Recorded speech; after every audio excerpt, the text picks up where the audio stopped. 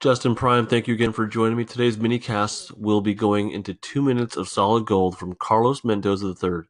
At the time of this interview, he was the design director at Jack's Pacific Toys. In the 2 minutes, he covers growth, sacrifice, and finding the right people to surround yourself with. Give it a listen, and I'll share my reflection afterwards. To me, it's more like I've seen people that draw and draw and draw, and they draw like they've been drawing for. I mean, they say they draw and draw and draw, but their artwork never changes. It stays exactly the same. Right. So for me, I choose to not be the same artist I was the year before.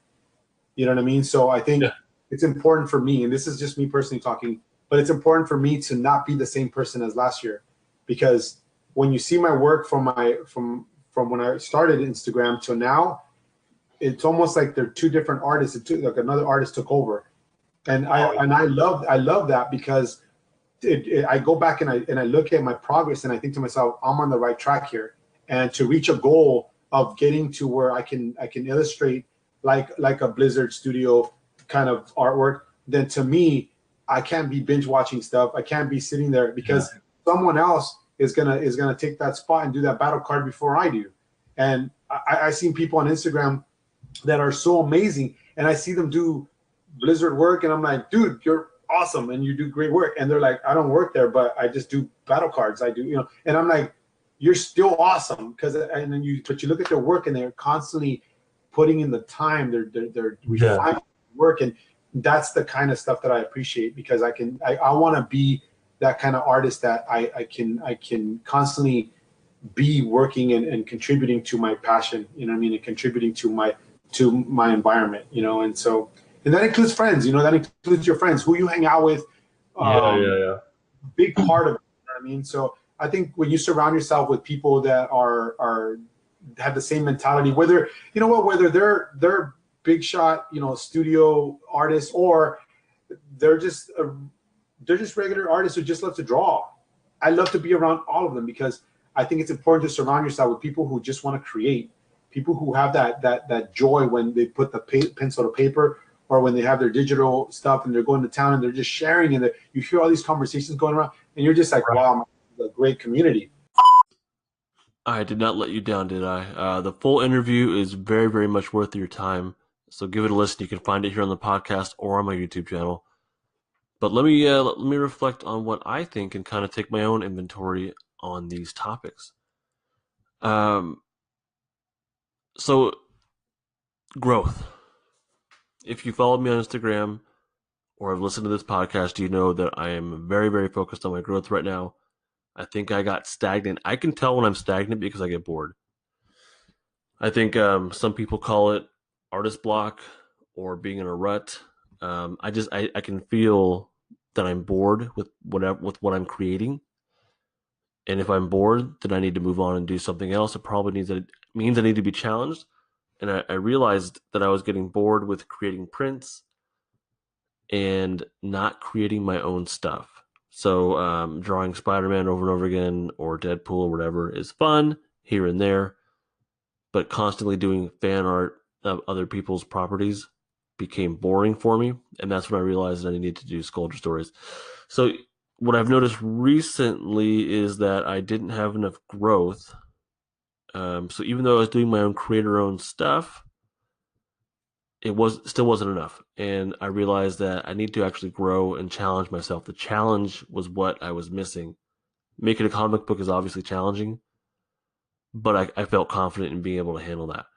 What is challenging for me is growing in fundamental areas like values, anatomy, shapes. Those fundamental things that I should have had down by now, those were a big challenge. So that's what I've been spending a lot of time on, is that targeted growth. Not just like practicing randomly, but I'm targeting certain areas. And right now, values is my biggest area. And along with that is shapes and forms and anatomy, but really it's understanding how light and shadow work on different forms. So that is my current growth area, my biggest, I think, challenge growth area. My time overall has been maximized for creating new content. So let's reflect on the sacrifice part of this. Um, I've given up a lot of time, personal time. Well, I'll go into that, but any and all spare moments, I don't even want to call them spare, but any time that I can create toward creating content is like that's what I'm doing. I'm maximizing my time for creating content. I'm finding opportunities, not just waiting for them to happen, but I'm finding opportunities to create content, not just draw, but do the podcast, uh, YouTube videos, even though that's kind of winding down. And sketching and practicing and developing, designing stuff for the comic. I'm max on writing, brainstorming, outlining for the podcast. I'm like every moment of my life right now seems like it's maximized and targeted toward creating new content. Even like standing in line at like Kaiser, getting a prescription. I got my phone out and I'm editing something. Or walking to pick up my kids from school. As I'm from the car to signing them out of school, I am doing something on my phone. I'm replying to a DM or editing something in Google Docs. But like every moment that I can find, I'm creating something. Um, yeah. So let's take a look at some stuff I've given up. I don't, and I'll put this in quotations. I don't feel like I've given these things up because they aren't that important. I think in the moment they're important. Like if seeing movies for you in theater is important to you, then obviously it feels important. But once you step away from that and let go of it, you realize how insignificant that is. And honestly, like of course you want to see Black Panther and what's the one coming up, Infinity War. I want to see it too, right? Of course. But I think a lot of that's driven by being the first to see it or being able to talk about it when your friends are talking about it. And I get that. Nothing wrong with that. But once you pull yourself out of that and realize how important it is to create your own stuff, all that other stuff like seeing movies the day of or spending time playing video games, you realize how insignificant it is, and that drive to make sure you're doing those things is just I don't know, it's just not important. And then when you do those things, like when I play video games with my daughter or if I do go out and see a movie with which would be with her also, I value it as time with her, but I'm also like, if she wasn't here, I would be home working on something. I wouldn't probably be out here seeing a movie or playing a game or whatever. So I don't feel like these are sacrifices. Like these are insignificant things. These are luxuries. They don't really matter ultimately. They don't. Me being entertained at this point in my life is not important to me. It was for a long, long time, but right now I don't need to be entertained. I'm okay. I'm good. My goal right now is actually to entertain and bring value to other people. So these are the things that I've quote unquote given up or sacrificed. I just thought it'd be fun to kind of look at these. The Elder Scrolls, that game, the last one I played through Skyrim and the online version on Xbox. I like those games a lot, and I do kind of miss it. But man, those are time suckers, and there's just no point. Like it's fun. Besides being fun, it doesn't really lead you anywhere. So, but they were fun. Those were really enjoyable. I like customizing the character and exploring worlds and doing all the dialogue options. And I was a completionist. I looked everywhere. So it took me a long time to get through those games, but I just enjoy every moment of it. So yeah, it brings me happiness in the moment. But right now, it's more important to me to be productive than to be entertained and happy. Find happiness through being entertained. I'm finding happiness now through helping others, supporting others, and creating my own shit. The other thing I've given up, Minecraft. I used to play a lot of Minecraft. My brother-in-law and I used to play a lot of Minecraft and build all kinds of crazy shit. And we don't do that anymore. That's over. I do play Minecraft with my daughter on the weekends, maybe. Recently, she had a day off, and I was with her, from school, and we played Minecraft for good chunk of the day, but that's my day with her, so I'm giving her that. That's important to her, so I'll play with her, and we had fun. I enjoyed it. Um, but that morning before she woke up, she slept in that day, and I was working. I was working on the podcast. I was doing this and that. I was producing, and then right when she woke up and like had her breakfast and whatnot, my time was her time, so I gave that to her because that was all this stuff comes secondary to family, obviously. Pokemon Go. I used to play a lot of Pokemon Go. I was kind of obsessed with it. I get really obsessed with things really easily, and I go all in really easily. And I really like the collecting aspect of Pokemon. I used to play it back in high school, um, and that stuff just sucks me in, like the collection. So yeah, Pokemon Go came out, and I was all over that for a long, long time. I played right up until right when Generation Two hit. Um, and then I just kind of it started to bug me because I was putting way too much focus on it, and it was starting to be not fun. And that was when it told me, okay, it was time to stop. So I let that go, and I'm glad I did because God, what a waste of time. And then Netflix. I don't really watch Netflix anymore unless I'm hanging out with my wife, or if I'm sick, or if I'm taking a dump. Besides that, and even then, I don't really use. I don't even with the last one going number two. I don't really watch Netflix that often. I'm usually on my phone. Hate to say it to you, but I'm probably DMing people. But yeah, my Netflix is like wife time. That's hangout time with my wife. Or if I'm sick and I cannot hold my tablet up. Yeah, Netflix is pretty much done. Just bits and spurts here and there. Other things I've given up, video games. I don't play video games at all besides Minecraft with my daughter. I don't do any apps on my phone, no games. I have a couple I've downloaded, but I never touch them. And they're more like mind, I don't know, growth, critical thinking kind of games. Yeah, no app game, no phone games, no more Xbox stuff besides Minecraft here and there. Like gaming is just done, and gaming used to be a huge part of my life. High school up through college, like gaming was a huge part of my life. I used to play Halo competitively, Halo 1. This was before Xbox Live, where you had to connect up to four Xboxes and four TVs through a LAN kit, and that was one of the high points of my life. That was so much fun to get 16 friends together, which man, that was just a blast. Just hanging out all night till like 3 a.m. playing. There was one night we played in this map called Chill Out. We played that one map all night. I don't know why, but we just kept going and going and going. But that shit was fun. We used to play competitively.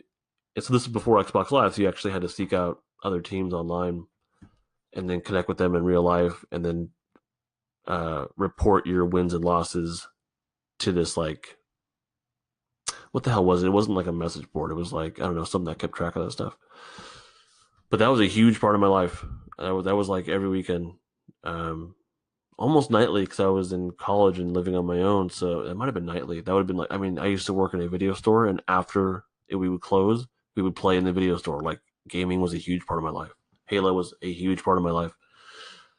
Um, Perfect Dark, 007. Oh man, on N64, big part of my life. And all that stuff's done. And competitive gaming wasn't like competitive gaming. The level it's at right now wasn't around back then. I don't think I would have ever reached that level. Um, you can make the arguments that maybe gaming is important to get to that level, but most of you guys aren't going to reach that. And art is more important to me now. I wish I had realized how important art was to me then, but at the same time, it was a ton of fun, and I made a few friends that I still keep in contact with. Um, so it wasn't like a total waste of time, but it's something I've given up. It's not important to me anymore. And then so the one that I've kind of given up is time with friends. I don't really make any effort to hang out with friends. That's not really art driven. It kind of is. It's more of like a family thing. Like once you have a family, like get married, have a family, hanging out with friends just doesn't happen anymore until your friends have kids. That stuff just kind of stops. because family is a more important thing. Like the family is it, or it should be. Um, so that kind of tapered off hanging out with friends, but the art thing is, I think even if I was single, I would hope that art would be my major priority in life, and I would be kicking ass. I kind of get the idea of I'm sorry, I get kind of anxious at the idea of people like wanting to hang out with me because I don't quite know how to say no. So like coworkers, I do feel comfortable. They'll say like we're hanging out afterwards, and I'll be like, no, I'm good. Um, and really, my friendships wise, I have a couple friends left. I have one here locally and we don't hang out too often, really at all. And when we do, it's all about drawing. Actually, we made content out of it on my YouTube channel. It's called what's it called? Drawing with Color Lab or something like that. But we recorded the whole process, our chit chat and our drawing and stuff. So he gets it. Like that's cool because he gets it. And then another friend of mine, I don't see him very often, but he's been my best friend since high school. And if I were just to draw in front of him while we hung out, he'd be totally cool with it. He would totally get it, and he would join in if he would like. I mean, he wouldn't draw with me, but he would pitch in ideas and whatnot. Um, the other thing I've given up is making prints. I haven't made a print in a long time. I'm not against it. I would like to, but it's just not as much of a priority for me as making the comic or the podcast or all my other stuff that I do. So I've kind of given up making prints because making money is not a huge priority for me right now as far as the art stuff goes. Um, I make a little bit through commissions, even though that's another one I've given up is commissions. I've given that up so I can focus on these other things that I'm really passionate about. So prints and commissions, conventions, I've given up conventions. Again, just I wanted to have more time to work on the comic, and I don't think I've done a good enough job at that because issue 3 is not even. I haven't even started my first panel on issue 3. But I've taken on so many other things that I'm really, really enjoying. So conventions, commissions, prints, those things are pretty much done. Someday I'll do conventions again, maybe. Prints I would like to do every now and then. So yeah, those are some of the things that I've given up. And I don't miss them. I don't miss them at all. Hanging out with friends, yeah, I kind of miss that. But I'm glad that the friends I do have right now are like the right ones. And man, hopefully I don't sound like too much of a dick saying that. But so that brings me to Carlos's last point was surrounding yourself with the right people. I feel like I've done that in real life. Like I mentioned, Color Lab. He's a good friend of mine here locally, and he gets it, and I get him, and it works out really well. Um, but beyond him, I'm struggling. I can't think of anyone who I hang out with locally. I don't think there's no one. There isn't. Yeah, no. I have coworkers, and I don't really hang out with them. Um, Nothing against them. It's just meh.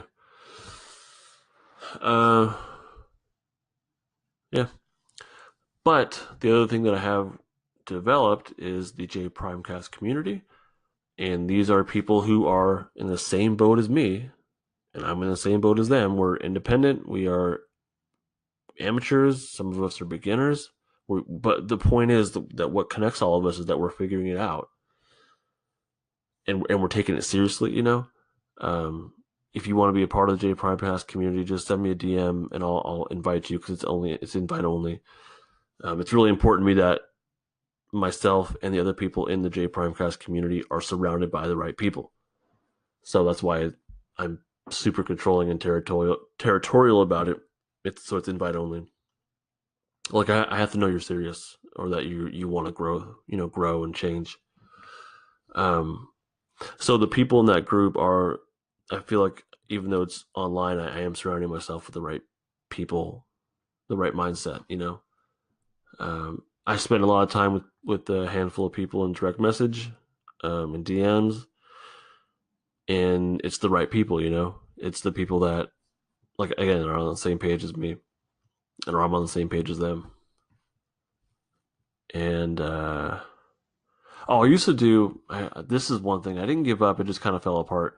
But I used to do this kind of like a drinking and drawing night with three other artists locally. One of them was Color Lab, and then two other ones who have kind of gone on to do their own thing. And Color Lab's doing his thing, and I'm doing my thing. So all four of us kind of split up, and I think grew.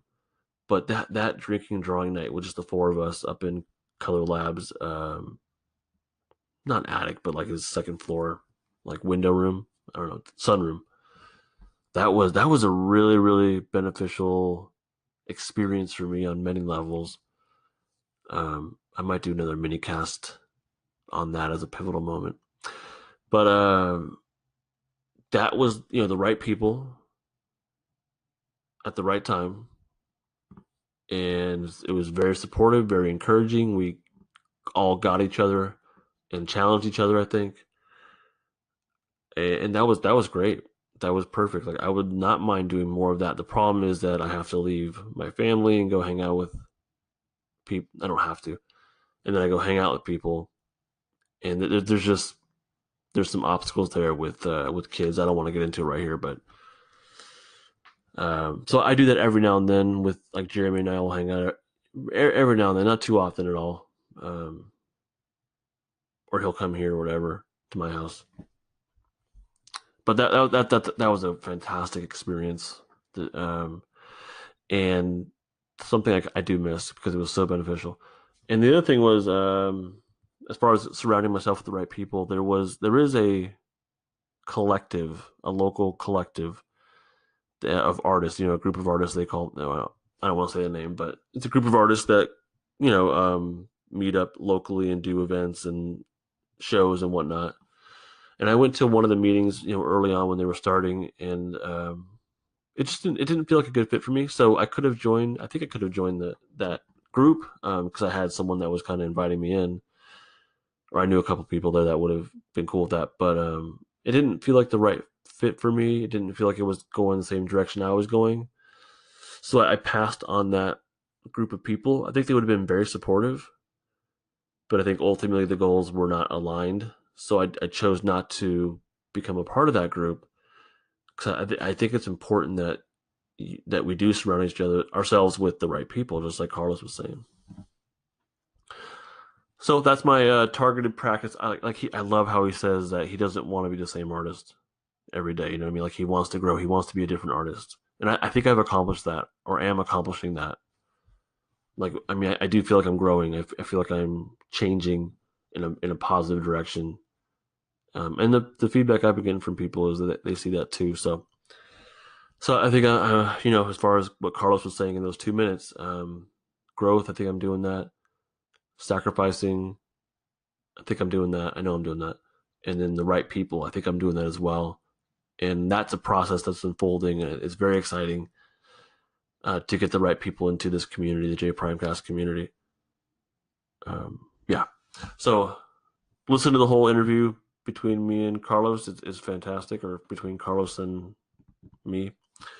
It's very well worth your hour. He's got a lot of insight. Make sure you follow him, and thank you for listening.